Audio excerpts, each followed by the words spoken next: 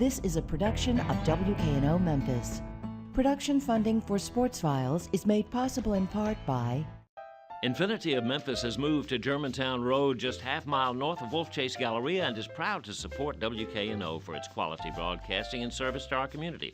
Quality and service? No wonder Infinity of Memphis feels at home on WKNO. the WKNO Production Fund, the WKNO Endowment Fund, and by viewers like you. Thank you. This week on Sports Files, we're in Hoover, Alabama for SEC Media Days.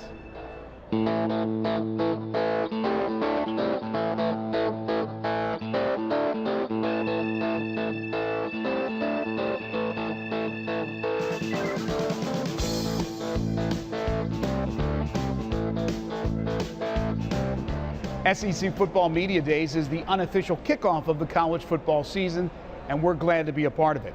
You know, back in 2004, just 10 years ago, there were 500 credentialed media members attending this event. Last year, a record 1,239. That's how big this event has become. Coming up on the program today, we'll hear from Adam Butler, Vanderbilt's redshirt sophomore defensive end.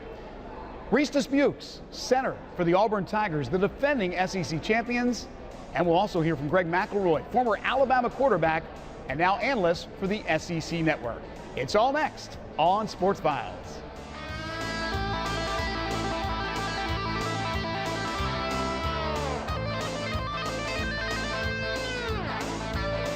Well, Adam, thanks for being with us. You're Appreciate welcome. it. Thank you for having me. It's an honor. What's this like? SEC Media Days and the hustle and bustle. I'm sure you've heard the horror stories, but it's not too bad, right? No, not too bad. Not bad at all. What's it like to walk around, talk Vanderbilt football? I'm proud of it. I'm proud to talk Vanderbilt football. After what we've done these past few years, after, building up to back-to-back 9-win seasons, I'm proud to say I've been a part of it. And Vanderbilt has really played very well the last couple of years under former coach James Franklin. The atmosphere, the winning attitude that has been installed, hopefully will continue. Derek Mason takes over. What type of coach is he? He's a great coach.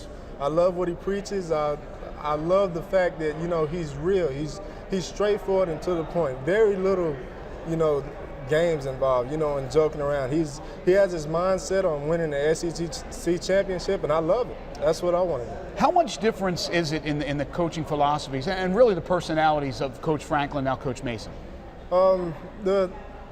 Everyone knows Coach Franklin is he's a camera guy. He loves rah guy. Yeah, he's a lot of people call him a walking headline, but I think Coach Mason's a walking headline without all the flash. Oh, look at me, I'm in front of the camera.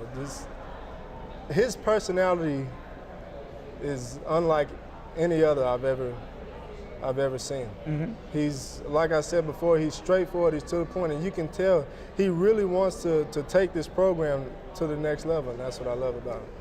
Adam, there's no doubt this team's lost a lot from last year as far as personnel is concerned, a lot on the offense, especially on the defensive end. How do you keep that momentum going and have another year like you had last year when you won 9 games, despite losing that type of talent? Well, you keep it together by building chemistry and remaining a team. It's teams that win championships, and it's teams that win bowl games. We lost a lot of players last year, but we also gained a lot of players this year. I'm really excited about Steven Rivers being a quarterback. I love Patton Robinette, and I'm excited to see these two go at it during camp. But as far as keeping the momentum going, we have to remain a team. But you'll take it easy on the quarterbacks during camp. Probably not. Probably not. Tell me about the defense. I like this new 3-4 scheme. The most challenging part about it is the technique aspect of it. The scheme itself is good. I love Coach Cotto. I trust Coach Cotto. I think it's going to plan out really good. How do you keep the momentum that you've gained over the last couple of years, and talk about how the excitement amongst the fans of Vanderbilt has grown over the last few years as they see you competitive in every single game? I can say that the fans, you would always want more fans, than you already have. I could say that the culture is starting to change. And Coach Mason, after we win this SEC championship, it's really going to change. It'll skyrocket. It's easy to say that well, an athlete wants to play in the best, and the SEC is the best. But for many years, it's a little different wanting to go and play at Vanderbilt than, let's say, an Alabama or Florida. But that has completely changed. The whole culture of Vanderbilt football has changed. How can you stress that to young high school players out there that this is a place to come, not only for a great education, but also for great football? Absolutely. As we continue to raise the bar, what'll really set Vanderbilt apart from the other SEC schools is that a new history will be established, and the academic aspect is always going to play a big factor in that. I mean, a degree from Vanderbilt is unlike any other school. You can name any school you want to in the SEC, and that degree would not amount to a Vanderbilt degree under your name. And as we continue to win and get an SEC championship under our belt, and then on the national title, we will be the new Alabama, so to speak, pretty soon. And then Coach Mason, of course, comes from Stanford, another great academic institution. What has he basically told you guys? Obviously, camp has not begun, but meeting with you and meeting with veteran players that are coming back and being called upon to come up big for this team, what's the message he sends to you? The message is for us to remain a team, keep your eyes on the SEC, and his only rule is to do what's right. A lot of things fall under doing what's right, but his only legitimate rule is to do what's right, and I believe in that. What do you think of the East race this year? I see us in the top. I see us in the upper echelon of the very top. No, I see us at the very top. I'm not striving for anything less. Coach Mason isn't striving for anything less, but we have to maintain that mentality. We have to be a team, and everyone has to see that. Not just me, not Coach Mason. Everyone on the team has to see that. What about the schedule? What do you like? What do you dislike about the schedule? I don't dislike anything. Anyone we play is just like any other person we play. We just have to. Of course, we don't play Alabama, but of course you would respect, teams like that, because you can't, discredit them and, try to see them like another team. That's how teams get beat. But as far as, strength or anybody on our schedule, I don't see anyone different than anyone else. Speaking of strength, talk about your off-season conditioning. Give me a typical day during the off-season, how you prepare for the upcoming season. What I like the most about our off-season workouts is it's horrible to go through, in terms of, being tired, and it takes a mental toll on you, but we have what's called fourth quarter Fridays.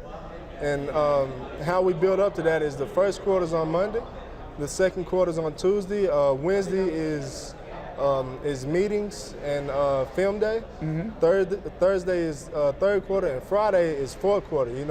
We're working on finishing the game, which I hear a lot of talk about, Vanderbilt can't finish the game. They use Ole Miss from this past season as an example.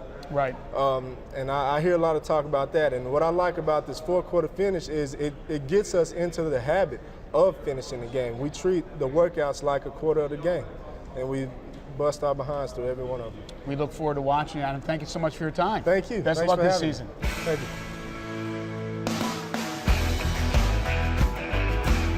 Reese, thanks for being with us. Yeah, appreciate it. Yes, sir. Good to see you.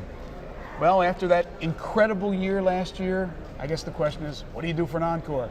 I mean, as far as this year, you just got to kind of, have those memories in the back of your head, and, but at the end of the day, it's a new year, and you got to move on, and, obviously you can look back at that, when you get old, maybe in your 50s or 60s, and, laugh about the good times, but it's time to move on to a new year and, get ready to hopefully win some more games. I remember being here last year at last year's media days, and let's be honest, nobody was talking about Auburn. So you surprised a lot of people. But how confident, be honest, how confident were you guys at the beginning of the season that you could make that type of run?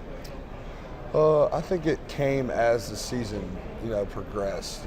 After, beating Mississippi State at the end there like we did that, holding on against Washington State, and then, really just gaining confidence as we went. And I think that was, one of the big keys to our success. What's it like to have a guy like Nick Marshall, a quarterback? Oh, man, things he was able to do last year, only coming in 3 weeks before the season started, and being able to get a grasp of what all he did, was pretty incredible. And looking forward to him having more time and seeing what all he can put on the field this year. I would imagine that we've only scratched the surface at what Auburn's going to do offensively with Coach Gus Malzahn. So, going into this season, has the playbook increased? No, I don't think it has.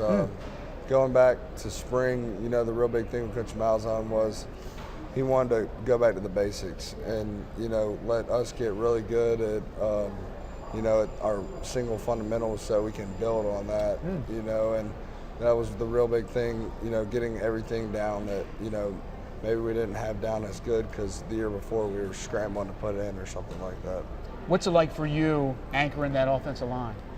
Oh, it's fun, just try to go out there and, put all I got out there for, Coach Grimes. He does a great job for us and gives us the best opportunity to be successful. Last year, before you play in the SEC championship game, obviously you get there by the miracle against Alabama, but what I really liked about you guys is you just beat a rival and you didn't overlook Missouri, and you went in and you took care of business. That says an awful lot about you guys. Yeah, I think, it starts from the top with Coach Malzahn. He does a great job of, leading us. He's our, our number one leader, and, him and the rest of the coaches did a great job of, allowing us not to, get caught up in what we had just done, and, letting us know that we can enjoy this after it's over with, but, we still have unfinished business. Yeah, I was just going to ask that. Florida State, national championship game, obviously you come up a little short. Do you look at it like, look, we had an amazing season, we move on, or is it, look, there's a sour taste in our mouths, we got some unfinished business, like you said? I mean, I don't think, you look at the whole season like that. Obviously, you use that as motivation, right. But then again, it's a new season. Anything can happen. All we got to do is get better each and every day in each and every game and focus right now only on Arkansas and not look past that, because you don't want to slip up and, lose or anything like that. Do you believe going into this season, obviously so much different than last season, because you are the defending champions, that you should be the favorite or not? I don't really look at it like that. I mean, we know we're going to be hunted and people are going to be out there to beat us. We're not going to sneak up on anybody, and, we wouldn't want it any other way. But I don't think, you really don't know who the favorite's going to be. I mean, there's a lot of great teams in this league, and who knows? I mean, football is a crazy game. Look at last year with us. Mm-hmm. All right, so I want to ask you the question that you've been asked a million times. Give me your vantage point with the play from last year against Bama, and how did you see it? Oh, well, I was actually getting ready to go back out to the captain's toss for overtime. So I was standing there at the 50, and I was like, oh, no way he's going to hit this. And then I saw Chris catch it, and I just watched him run by, and I was like, are you serious right now? I mean, I couldn't believe it was happening, but what a better way to do it. What was it like after the game, after you've taken your showers, you have your meeting in the locker room, then you go out there and go back on campus? What was it like? I mean, it was just crazy. I mean, it's hard to explain. It was just, it was like it wasn't even real, but it was. What is your personal goals? What is your obviously, I'm sure you have want to play at the next level. Talk about you getting ready for this senior season.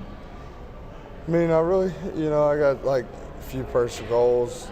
They'd be an All-American or whatever like that. Mm-hmm. But I mean, that's not, I don't really have a big thing into that. I mean, my main goal is to win football games and do whatever I can do to help Auburn win. And if we do that, then at the end of the year, all those accolades and all that stuff will come, along with that. How strong do you think the O-line is? Well, I think, we have a shot to be really good. We got 4 coming back, and obviously it'll be tough to replace Craig, but I think we got the right guys to do it. And you got to replace Trey Mason in the backfield. I've heard good things about a number of running backs that will replace him, so hopefully you don't lose a beat with the running game.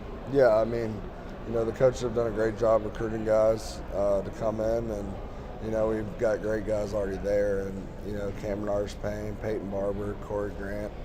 You know, I think they'll do just fine. Are blocking schemes harder for you in the passing game or in the running game from the center position? I don't think neither of them are, you know, too difficult. I mean, it just depends on what the scheme is and what our plan is that week. Does Gus Malzahn ever laugh? Yeah, I mean, he does sometimes. It's kind of tough to get him to laugh, but when he do, he can laugh pretty good. Hey, listen, it was great watching you guys last year. You had an outstanding season. Hopefully you get to duplicate and maybe even go one step further. Reese, thank you so much. It. Yeah, appreciate War it. Eagle. Thanks.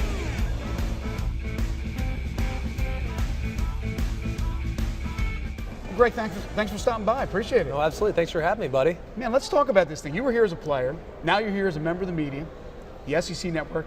How crazy is it? Well, it's definitely a different experience. I thought it was just nuts when I was a player, and now as a media member, it's 10 times crazier than as a player. So it's been a lot of fun. I've enjoyed it so far. It's great to actually finally be doing some work on the SEC. It feels like college football's upon us. So it's time to get excited about it, and I'm surely enjoying it. What's really the one thing out of all the things that come with being a broadcaster that you're looking forward to the most?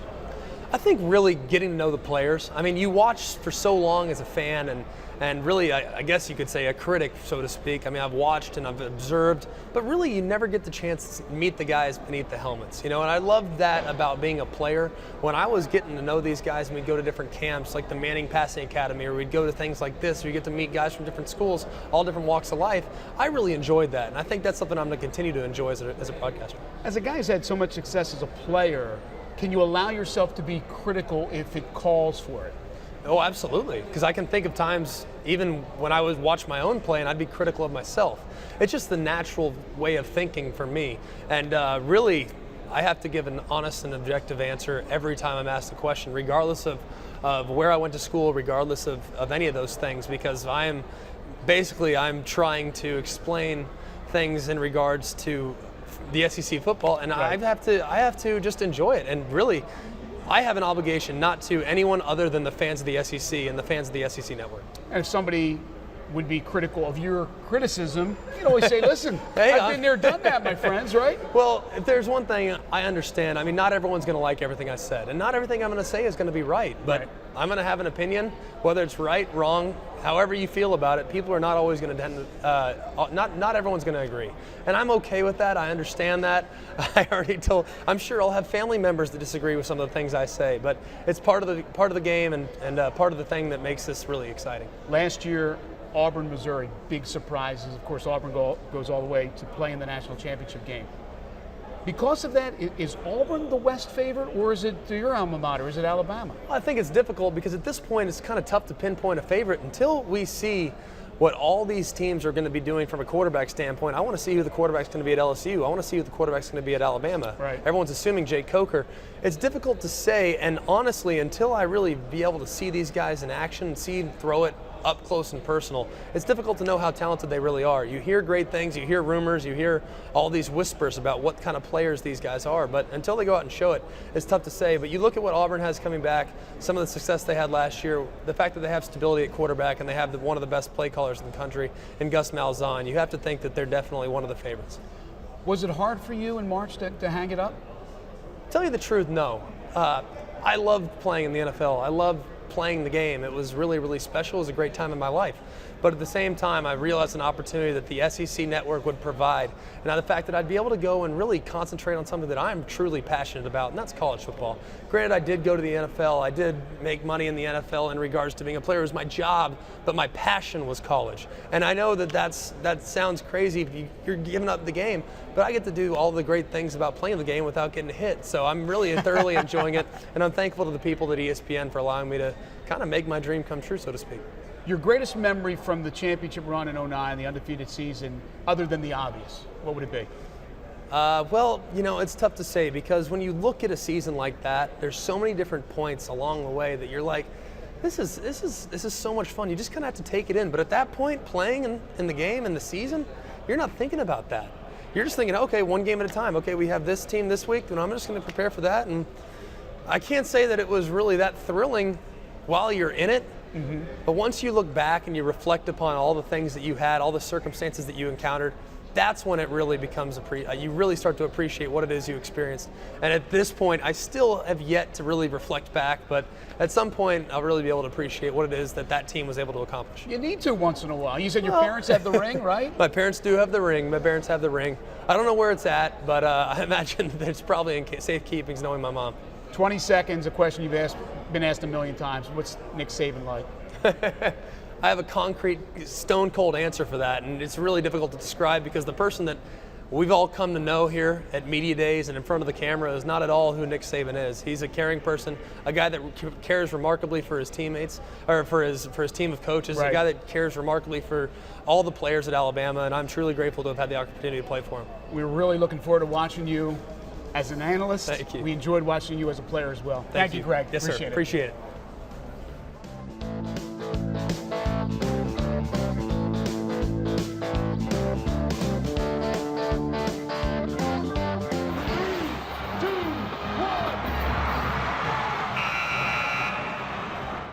Greg McElroy certainly put together a prolific career at the University of Alabama, and so did Dexter McCluster at Ole Miss. In his 4 years with the Rebels, McCluster amassed 3,685 yards from scrimmage and scored 23 touchdowns. He was selected in the second round of the 2010 NFL Draft by the Kansas City Chiefs, where he played 4 years and had a Pro Bowl season last year. But this year he decided to test the free agency waters, and he landed with the Tennessee Titans. Recently, I had a chance to sit down with Dexter to talk about his move to the Titans, their chances in 2014, what he expects from himself. Well, Dexter, how's it feel to get out here with the Titans fans, your first experience with that, with the Caravan? It's big time, riding the Caravan over here, it's a good thing we didn't have to drive ourselves, but it's great to interact with the fans and see how, how much they appreciate us, and it's a good thing to get back to them. And I'm in Collierville right now. My fiance's family's here, so I'm back home. You got family, you got friends, you got people that watched you at Ole Miss, so this is basically coming home, right? That's big time. The amount of Ole Miss fans that I've seen today, it's been great. It made me feel at home, and this back in the South is a great thing for me. What's it been like since you signed with the Titans? Since I signed with the Titans, first of all, I've had the support of the teammates, the coaches, and it's just been fun. Everybody's so nice up here, and that's a good thing. Ken Whisenhunt, what is he like? I know obviously you haven't had camp, you haven't had practices with him, but what type of coach do you think he'll be, and what do they expect from you? I think he's a great coach. He showed that he can get to the big show at Arizona. We had a mini camp, so I got a chance to interact with him a little bit. He definitely knows what he's doing, and he's giving us great opportunities, I'm just excited to see how this season starts. You've done so much in your short NFL career with the Chiefs, everything from wide receiver to being set up in the backfield as a running back to punt, kickoff returns. What is your role going to be with the Titans? You know what? That's the good thing about me. And what Whisenhunt said to me was, the more you know, the more you can do. So I'm trying to learn every position, whether it's the offensive line or running back. I'm going to do it. What was the thing in the start of your career in Kansas City that surprised you the most, that shocked you the most about the National Football League? Everybody's the same speed. In college it seemed like nobody can catch me, but in the NFL I'm running down the field and I see a big lineman chasing me that's running just as fast as I am. So the speed is a lot. The draft was held recently. Obviously there's some really good pickups by the Titans, including a running back in Bishop Sankey, including a fellow SEC player in Zach Mettenberger. Right. What do you think about the additions, and what do you think about the team and the prospects for this upcoming season? I think the additions that we have are great. It's our job as veterans and the people that's been there to bring them along, catch them up, and hopefully they can help contribute this season, whether it's rooting for us or whether it's in the lineup with us. Jake Locker is the incumbent starting quarterback. He's battled injuries. He's trying to find himself. When he's played really well. Right. What do you know about him? I've known him a short time, but in this short time, I see that he's a competitor. He wants to be great. He wants to do the right things, and I think he's going to do it. He's been doing some great things for us, and I'm behind him all the way. All right, so what's your summer going to be set up before camp actually opens up? What are your plans? What do you do to get in shape? I'm a guy that I like to stay busy. So I might give myself a week or two off with the family and everything, but I'm just going to keep working out, whether it's back in Florida, whether it's in Tennessee. I'm just going to keep busy. And I would imagine that you will have at just about every home game. A lot of fans who watched you at Ole Miss, a lot of family that's in the area that'll come to Nashville to see you. Yeah, that's the good thing about it. You know, Ole Miss is right around the corner, and I know the support system there. So one thing I want to say to them is hotty toddy. Yeah, I was going to say, do you get a chance to keep up with them as busy as you are? I certainly do. I actually go down there a lot. You know, I made a lot of met a lot of great people there, a lot of great supporters. So I want to show the support. You know, even though I'm still not there, I'm going to make sure I'm there as much as I can. Hey, Dexter, we always appreciate seeing you, talking to you. Best of luck to you. All right, thank you. I appreciate it. Before we say goodbye, we want to send our condolences to the family and friends of Ken Netherland, who passed away last weekend. Ken is the all-time winningest coach in the history of Tennessee high school football with 368 career W's. He coached at Hillcrest, Germantown, St. George's, and Lausanne. In fact, last fall, we profiled Ken at Lausanne right here on Sports Files. That'll do it for this week's show. Remember, to see any of our previous shows, just go to our website at WKNO.org and click on KNO Tonight. Until then, have a great week, and we'll see you next time.